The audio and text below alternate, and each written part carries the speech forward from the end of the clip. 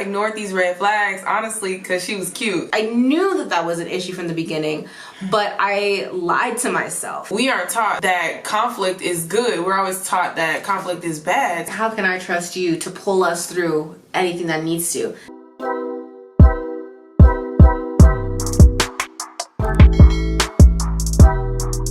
Hey guys, I'm Natalie. I'm Lauren. Welcome back to our channel. Red flags. That's all what social media is talking about. That's all what memes are talking about right now. But what are red flags? Red flags are early signs that can be indicative of a healthy relationship going sour. It's important to recognize these red flags in the beginning because they're easily looked over. In the first couple of months of your relationship, you're in the honeymoon phase, everything's nice and easy. Once you move forward in the relationship, sometimes it's hard to come back and address those things. We asked you guys on our Instagram, what are some red flags in relationships? Some of the stuff that you guys had to say was actually pretty hilarious. Lying. Yeah. Not bringing you around family and friends.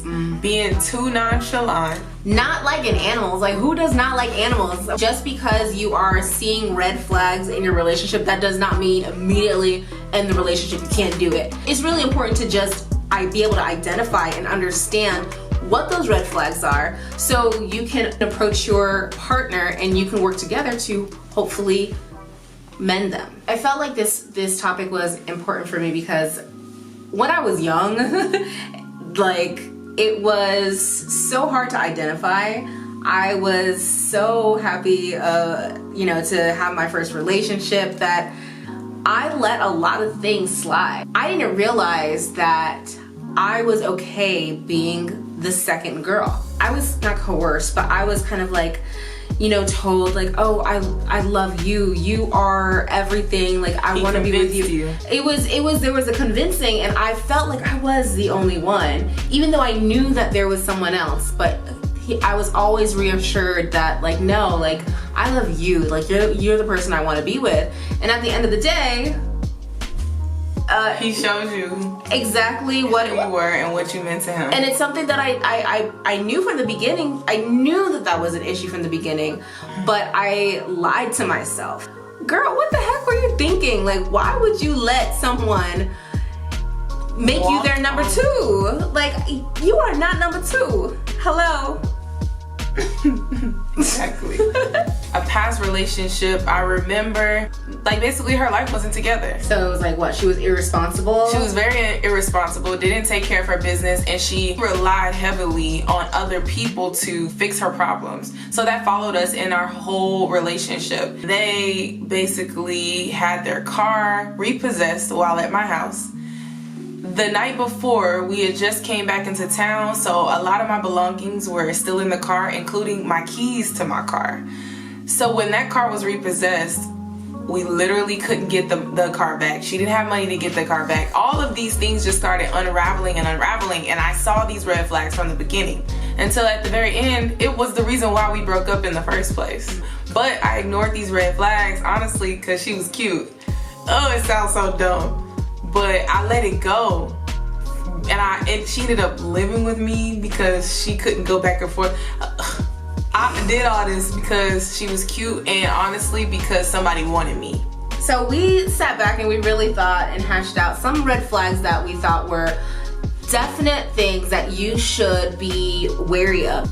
I think that the first thing that is very important in any relationship is communication. Part of good communication is being able to bring to the table something that's very hard to talk about and address conflict in a progressive way. And I think that that's the other point, is being able to address that conflict on the other side. That's the other part of communication. Yeah, first of all, conflict is going to happen, and I think that we aren't taught that conflict is good. We're always taught that conflict is bad. So when it comes to communication, it's important to communicate what it is, how is it making you feel? Oh, it's making me feel negatively because when you said this, it hurt my feelings. And then on the other side of communication, it's the ability to listen and understand and receive feedback and to receive what it is that person is saying without getting defensive. I think the problem when it comes to ineffective communication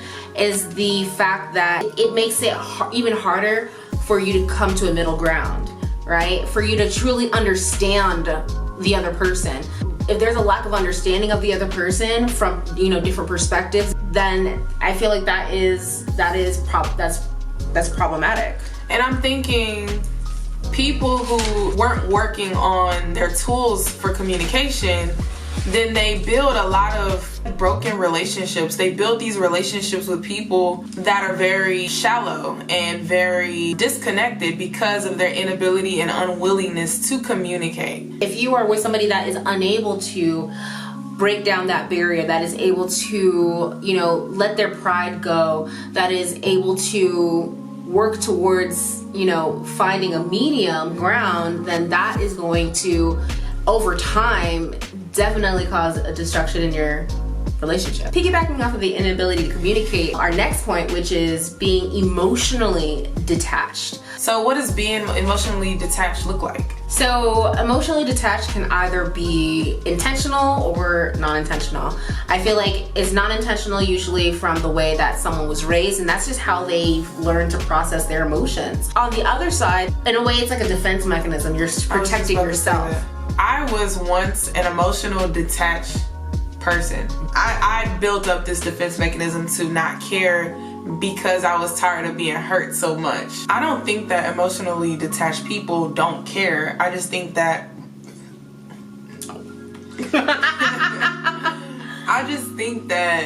they're just unable or unwilling to show their emotions outwardly. I'm not saying that that is a wrong way, but I do believe that being emotionally detached can make the other partner feel very unsure, like confused, like why, like I thought that they love me, why are they not showing me that they do? In some relationships, some people emotionally detach as a punishment to the other person. That is true. And that's definitely a red flag. Yes. Gaslighting. It took me a long time to figure out what gaslighting was. Gaslighting and what it looks like is making another person question their reality. You can be an intentional gaslighter or you can be an unintentional gaslighter. It's about taking fault or taking the issue and not making it a shared issue or not addressing it as an issue that is on you. It always reflects back and boomerangs back to the other person. This is your problem. This is your issue because it's not my issue. So like she said, it can be intentional or non-intentional. So if it's non-intentional, I really feel like that is it's because someone has a narcissistic personality. To me, the root of it is that person thinking that they're right. That person thinking in their head, they've already made up their mind, what you're saying is wrong. And so I'm gonna make it so that you can second guess yourself. They're right, and therefore you're wrong, and whatever the issue is, it's your fault. That's unintentional. But then you have the real toxic ones that are actually intentional. They know that you're right, but they refuse to agree, and they continue to push all of that blame and make you feel like you are the crazy one. The perfect or better response to have in what they're saying and make that other person feel heard. When you make someone feel like they're heard, you are listening fully to what they're saying, and in a way you summarize what they said and you say it back to them. I heard you say that I hurt you when I cut you off. I'm sorry for cutting you off. I didn't realize it. You know, next time I'll try. I think that is really, it's easier said than done, because in the moment there is a lot of defenses that come up, especially if what you're saying wasn't what you intended, like it didn't intend to hurt the other person, or what you didn't intend to do whatever the conflict was. I find myself doing that a lot. I'm like, I'm sorry that you feel like that. And that is me not taking ownership, like, hey, she's telling you that whatever you did hurt her. Even if you didn't mean that to hurt her, stop breathe, listen, reflect. Red flag number 4, not setting boundaries and continuing to enable one person's actions. Setting boundaries is first of all about being honest and truthful with yourself. Being able to identify when something bothers you, even by the tiniest degree. So for example, for me, I feel like I'm pretty dependable. And I do feel like if a friend asks me to do something, they know I'm gonna do it. And I have a really tough time telling people no, because 1, I don't want them to be disappointed in me, and 2, I want them to be happy at the end of the day. And so what ends up happening for me is I'll take on all these favors, say yes, and end up myself being stressed and frustrated and just overwhelmed because I'm doing and I'm pushing myself. I'm giving so much of myself out. It's gonna be a point in time where you are just going to snap. You don't want to see your partner snap. That is the true danger of not being able to set boundaries for yourself.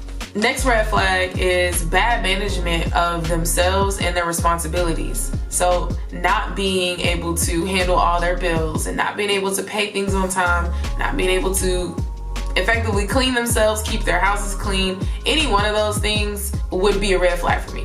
At the very core, that can be seen as unreliable and untrustworthy. How can I trust you to pull us through anything that needs to? That forces the other partner to essentially pick up your slack. Take on the responsibility, handle what needs to be handled, because you're not trusted to handle our business. And over time, that's exhausting. Nobody wants to do that forever. Nobody wants, I don't want to come home and have to babysit, kids and a whole grown adult, So I know we hit on just a handful of red flags out of a never-ending list. I want to know, what are some of the red flags that you think people should know about? Please leave those in the comment section below. All right, thank you guys for watching, and we'll see you guys next video. Bye.